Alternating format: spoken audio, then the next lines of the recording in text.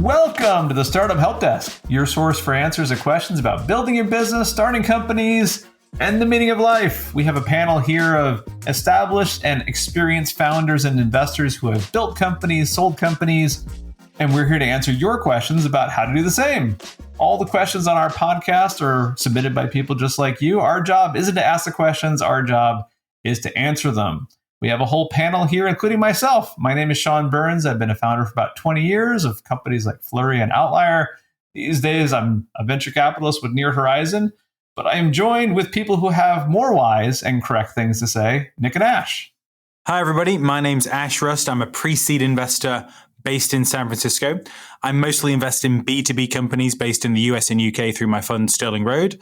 I've also worked at places like Trinity Ventures as an entrepreneur in residence and Bullpen Capital as an advisor. Before investing, I was an entrepreneur myself, most notably an early employee at the social media analysis company Clout, as well as the co-founder and CEO of SendHub. These days, I spend most of my time coaching founders and I've helped more than 1,500 startups over the years. Hey, this is Nick Milionis. I'm co-founder and CEO of a company called Navi. We help people learn innovation skills, solve mission-critical problems, and bring new ideas to life.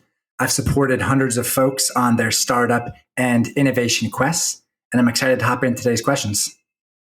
And all these questions are submitted by people like you. So if you have questions, we would love to answer them in a future episode. Just go to our website, thestartuphelpdesk.com, or go us to Twitter or X, whatever they call it this week. We're thestartuphd. But all these questions that were submitted that we're answering today are about underperforming employees. If you have a startup company and you get to any level of success, you will have employees. I have bad news for you. Some of them will underperform.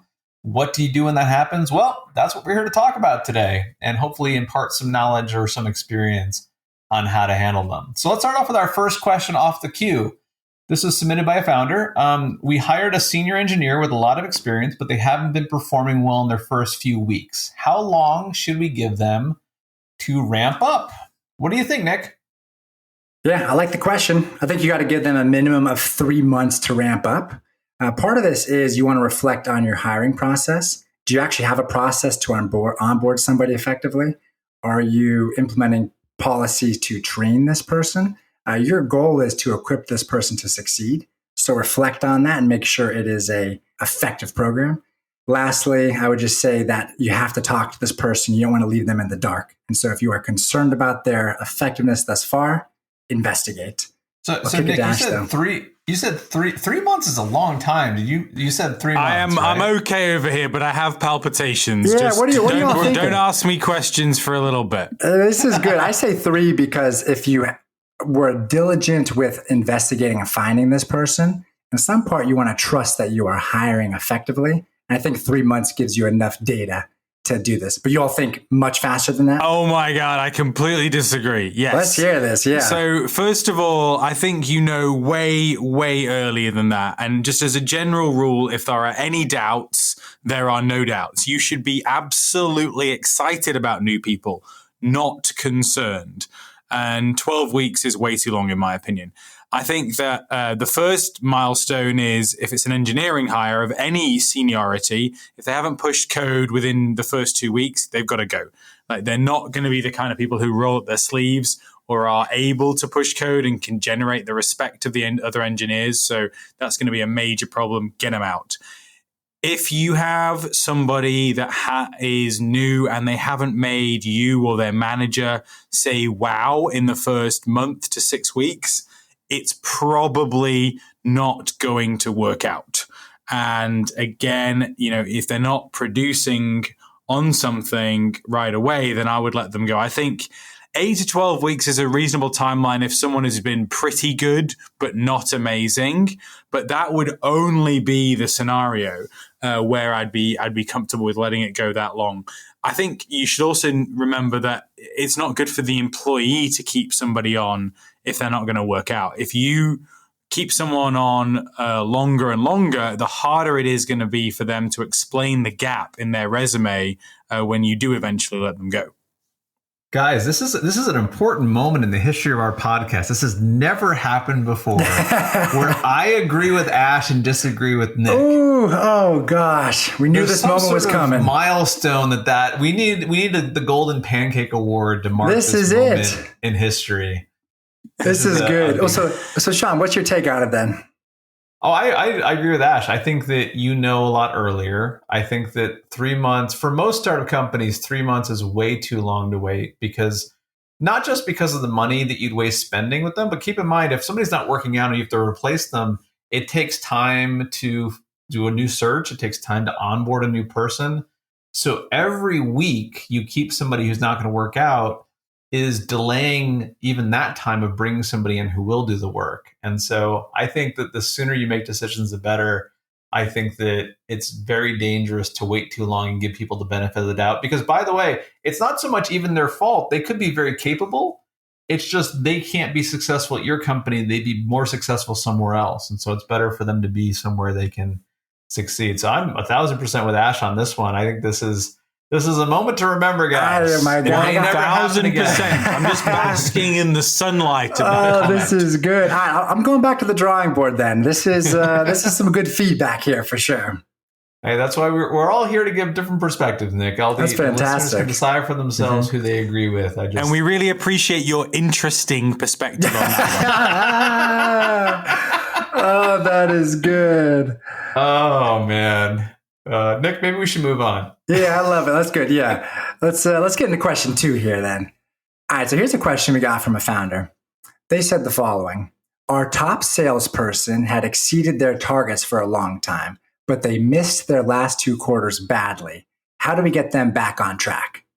Ash, want to kick things off? Yeah, sure. So first and foremost, silence will not help. All right. You're obviously going to give this person a little bit of leeway because they've blown it out of the water in the past. And you want to make sure that you don't lose someone who can potentially drive a lot of growth for you in the future. So have the conversation early and remind them of what the expectations are early in that conversation. They will probably agree. They were the person who was, ringing the sales bell and probably pushing for weaker salespeople to get kicked off the team in the past. The other thing you can do is essentially a sliding scale of the amount of effort that you want to put in order to give this person a chance. If you are willing to do things like spend money, then you can get them a coach. An executive coach or a sales coach is going to really help them make sure that they hit the milestones, perhaps in an area of weakness for them, and that might ultimately bring up their numbers for next quarter. Or you can pair them up with someone who's doing well on the team, right? There's always usually somebody doing well on the sales team. So if this person used to do well, have those 2 people working together, see if they can both help each other. But ultimately, this is going to come down to the individual. They're going to have to turn this around. It's not your responsibility to provide the life support. You can give them the ingredients. You can set them up for success, but they're the people that have got to make it happen. Well, guys, I'm happy to report we're back to normal, where Ash and I are no longer in full agreement. So the universe. So everyone, if you want to mute, feel free to mute just for the next 3-4 minutes. I'll cough when it's. It's not that I disagree with Ash. I just think that there's a nuance here, which is if a salesperson has exceeded their targets for a while and then they're missing their targets, we know that they can do it. We have evidence that they can sell. The question is what's changed? And there's 3 possible answers. One is the market's changed. There may be new competitors. There may be a shift in the customers and what they're willing to buy. If it's the market, we want to know that because it might not have anything to do with the salesperson. The second is it might be a change in our business. So for example, sometimes like if we change the incentive structure, all of a sudden the salesperson might not have as much motivation. This happens a lot as companies grow and have more salespeople. You change the commission plan. Maybe we missed the mark. Maybe the salesperson doesn't feel like they have the incentive anymore. Or third, maybe it is the salesperson. Maybe something changed in their motion, or maybe they're not as good selling against competitors and we can coach them through. But we need to figure out, is it the market? Is it us? Or is it the salesperson? Because if you can't figure that out, we can't solve the problem. And by the way, if we assume it's a salesperson, but it's actually the market or something we're doing, bringing in somebody new won't help. They'll just have the same problem. But if it is the salesperson, I agree with Ash. And by the way, One of the things I think that you guys tell me if you agree. One of the things I think founders have the hardest time is if you have somebody who had been a top performing person, like a salesperson. I find that founders have a really hard time firing them because they think about all the good work that person did in the past. But the reality is, if somebody's not working and it is there on them, you have to be willing to make a change. You can't give somebody a lot of an abnormally large grace period just because they did great work in the past if they're not doing great work now. But what do you guys think? Is loyalty stronger than that? Founders firing people early enough is one of the great problems of startups. And in sales, it's really bad because oftentimes the founders don't want to go back to doing more sales. Oh, interesting. So there's like a pain avoidance aspect. Yeah, exactly. They would rather grow slower so they don't have to do it. Oh, wow. Ash, is there a way can you notice when that's happening with your portfolio companies? This is really interesting. Yeah, I mean, ordinarily, I try and tee them up for some kind of win in those first 2 weeks. So I would tell a founder who's hiring their first salesperson or second salesperson, we need to set this person up so they can generate their own call within 2 weeks so they can maybe have a sale closed within 4 weeks. And you'll be, 6 to 8 weeks in and the founders will be like, oh, yeah, well, they've been so helpful on these other things. They've really helped us with the process. They've not closed anything, not closed a single person. And oftentimes you just have to sort of lay out to the founder multiple times in most cases that this person was hired to do sales. They've not produced sales. And at some point we have to have them complete sales in order for, us to grow. But it's a hard journey because a lot of the time, the first and second salespeople do a lot of the busy work founders don't want to go back to. That's fascinating. I hadn't really thought about the pain avoidance angle, but it makes a lot of sense that, especially if the founder was like a technical founder who didn't like sales in the first place and only did it because they had to, they don't want to go back to doing it. And so maybe you lean into somebody who's not working. Oh, that's fascinating. Interesting. The other area where it happens a lot is mobile apps. Because you kind of have to have a mobile app and you have to have at least one engineer for each platform. And if they suck, nobody wants to fire them. Oh, because it's hard to find new ones or because nobody likes doing mobile development? Yeah, exactly. Well, you need at least one. Otherwise, someone else is going to have to update the app. For so it's a defensible, you got a nice competitive moat around that role there, huh? Yeah, exactly. At least if you're the first person, yeah. Yeah, so true. I've had a theory for a while that the younger generations that are so used to Tinder and the swiping dating apps where they're so used to rejecting people so quickly might be better at this. Do you guys think that that's true or am I being too hopeful? Oh, that's very interesting. If it's part of your growing up experience where you're used to giving and receiving rejection, probably a lot of value when it comes to this process. I think you had some tailwinds. Mental health issues. Right. All kinds of other mental problems. Health issues that all this research is telling us those people are having to deal with. Plus the pandemic. Yeah. I don't know if it's working out. Upcoming in the next version of LinkedIn, swipe right, swipe left. Oh man. Okay. I'm going off the rails here. Ash, save us. What other questions do we have about underperforming employees? All right, last question. One of my executives seems to be working part-time. They get their work done, but they are almost never available for meetings or when I ping them. What can I do to make sure they work full-time? Well, I think we can all agree that this particular executive is probably not working full time. But let's right, exactly. But they are also in the group of executives which don't work full time, which happens to be maybe 95% of executives. Well, so let me start off on this by saying that I don't know any leader that doesn't have this reoccurring concern that their team has like two jobs that and one of those jobs might be looking for another job, by the way, but they're not fully in it. They're not committed to winning. And it's common because if you're not a founder, nobody will, in theory, be as committed to the company succeeding as the founders are. But everybody has this kind of weird anxiety. I have seen this before. It's sometimes for me, it's been cases that they really were either looking for a job or focus elsewhere. In some cases, it was just a misalignment of expectations. So my approach, 3 steps. First, have a really explicit conversation about the expectations you have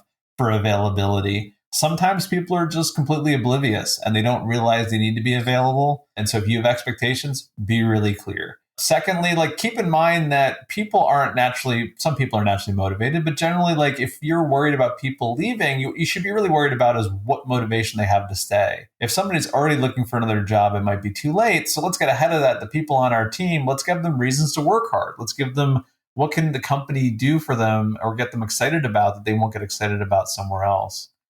And finally, I think the key thing is if this really does happen to you, there's probably a mistake somewhere in your interview process. Great people will be very professional. They'll commit to you. They'll be available. Even if they are looking for a job, they'll keep giving you their best until that moment when they leave.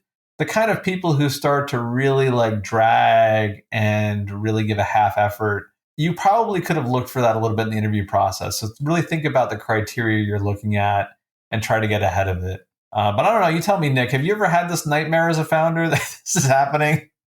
I think you nailed it in terms of explaining this as just a major anxiety that haunts founders day in and day out.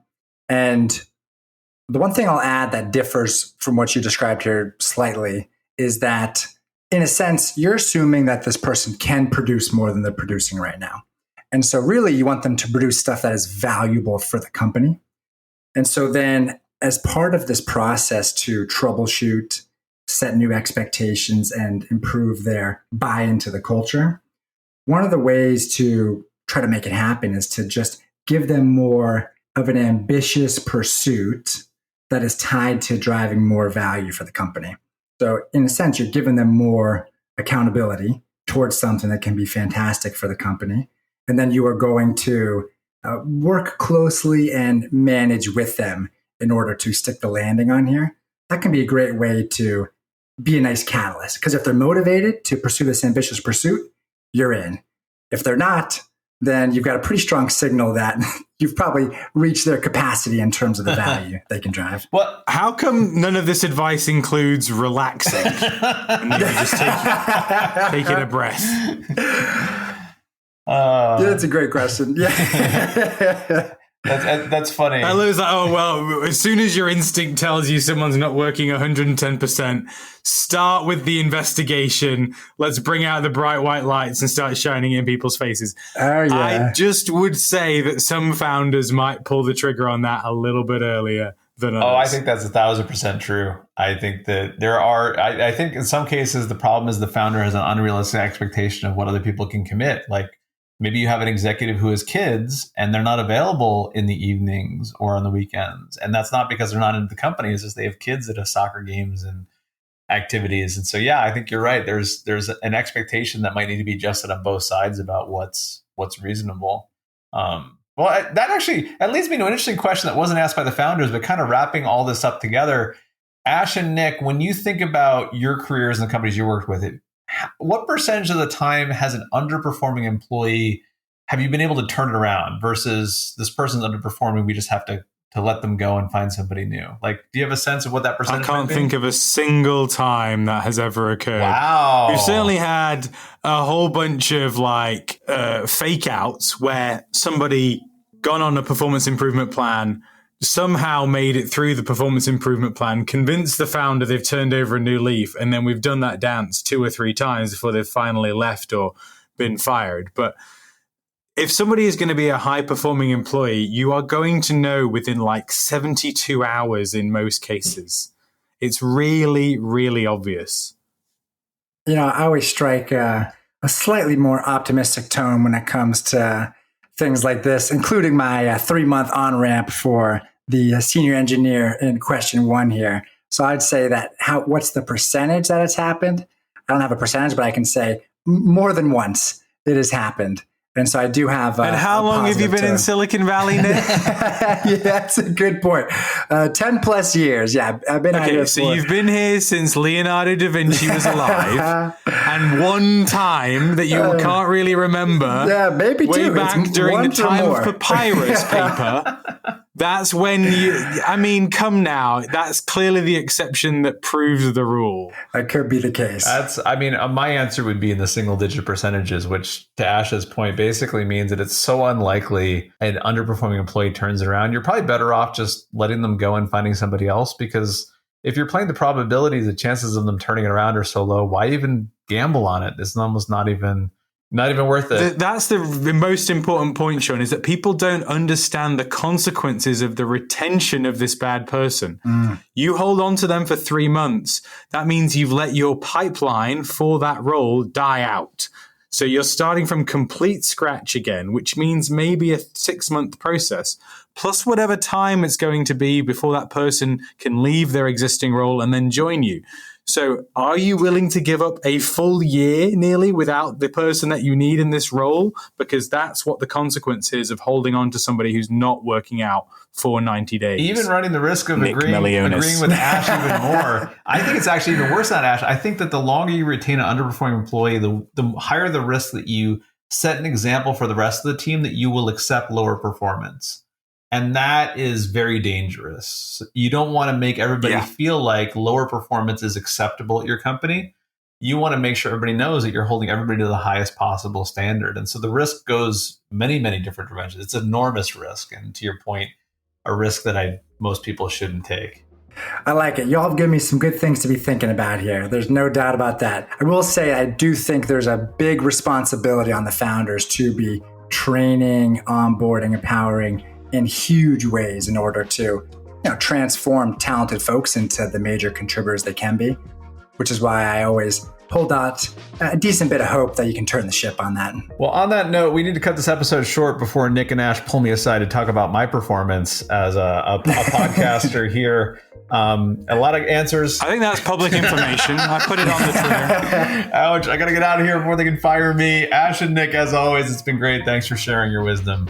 Thanks, guys. Yeah, so much fun. Thank you. And if you have a question that you'd like us to answer in a future episode, we would love to answer it. Head over to thestartuphelpdesk.com and let us know, or on Twitter X at thestartuphd. All of our episodes, we answer questions you submit, so submit more questions so we could have more episodes because we have a lot of fun doing this. For now, the Startup Help Desk is closed, but we'll be back. In the meantime, good luck in building your business.